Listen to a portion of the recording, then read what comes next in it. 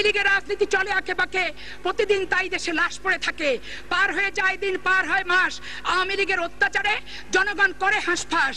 বর্তমানে জাতীয় ক্রান্তিকাল অতিক্রান্ত করছে, রাজনৈতিক আকাশে দুর্যোগের ঘনঘটা, অন্ধকারাচ্ছন্ন কালো মেঘ, গুমট হাওয়া, দম বন্ধ হয়ে আসার মতো পরিবেশ বিরাজ করছে। মাননীয় স্পিকার, কেউ যদি সত্য কথা বলতে চায়, হয় তাকে মৃত্যুর খড়গ চাপিয়ে দেওয়া হবে, ঠিকানা হবে হয় গোরস্থান নয় শ্মশান, অথবা ইলিয়াস আলীর মতো অপহরণ হতে হবে।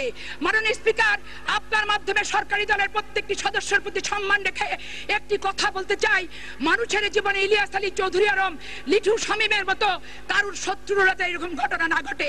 একজন সহকর্মীর মৃত্যুর দিন থাকবে না, সমাধিতে তার সন্তানেরা ফুল দিতে পারবে না, সহকর্মীরা লাশ নিয়ে শ্মশান অথবা গোরস্থানে যেতে পারবে না।